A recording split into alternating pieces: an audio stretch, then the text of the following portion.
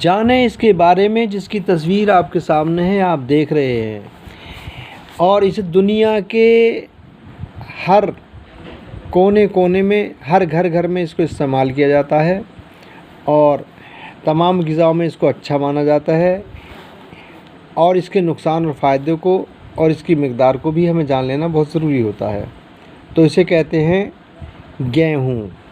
عربی میں کہتے ہیں ہنزا، فارسی میں کہتے ہیں گندم، بنگالی میں کم،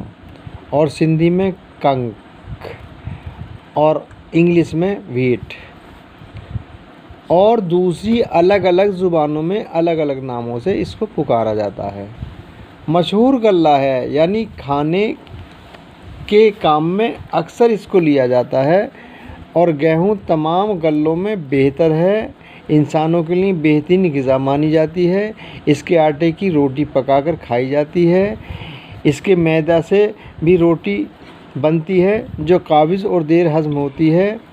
مغز بادام کے ساتھ گیہوں کا حریرہ تیار کر کے کھانسی، دمہ، نفس الدم، ضعف باہ، ضعف دماغ اور ضعف بدن کو دور کرنے کے لیے اکثر استعمال کرتے ہیں۔ یعنی عام کمزوری، دماغ کی کمزوری، بدن کی کمزوری، خون ڈالنا منہ سے وغیرہ میں اس کا استعمال کیا جاتا ہے۔ گیہوں کی منہ میں چبا کر بال توڑ اور پھوڑے پھنسی وغیرہ پر بھی اس کو لگایا جاتا ہے، اور اس کے آٹے کی پلٹس بنا کر ورموں اور سوجنوں پر بھی باندھتے ہیں، اور اس سے ایک دوائی بنا کر داد، گنج، جھائیوں وغیرہ پر بھی لگاتے ہیں۔ گیہوں کی بھوسی یعنی چوپڑ جسے کہتے ہیں، اوپر کا چھلکا، تو آٹے کو چھان کر جو نکلتا ہے، جو باقی رہ جاتا ہے، اس کو بلغم کے اور کھانسی زکام کے لیے تنہا یا دوسری دواؤں میں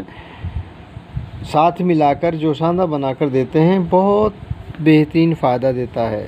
اس کا مزاج اول درجے میں گرم ہوتا ہے، تاثیر جسے کہتے ہیں، مسئلہ اس کا سرکہ ہے، اور مقام پیدائش بھارت اور دیگر ممالک ہیں۔ گیہوں کی میدہ سے بہت ساری چیزیں دوسری بھی تیار ہوتی ہیں، جیسے میدہ سے سوئیاں عام طور پر اسی سے تیار ہوتی ہیں، ڈبل روٹیاں، کیک، بسکٹ سب اسی سے تیار ہوتے ہیں، اور فین اور دوسرے جو پاپے وغیرہ ہیں، جتنی بھی چیزیں ہیں اس سے تیار ہوتی ہیں، اور بہت سارے سموسے اور دیگر دوسری چیزیں اس سے تیار کی جاتی ہیں، لہٰذا بہت کاموں میں آتا ہے اور بہت بہترین چیز ہے، مناسب چیز ہے۔ ویڈیو پسند آئی ہو تو لائک ضرور کریں، چینل کو سبسکرائب ضرور کریں، گھنٹی کا بٹن ضرور دبائیں تاکہ تمام ویڈیو زندگی بھر پائیں، اور اجازت دیں پھر ملاقات ہوگی کسی اچھی ویڈیو کے ساتھ۔ آداب۔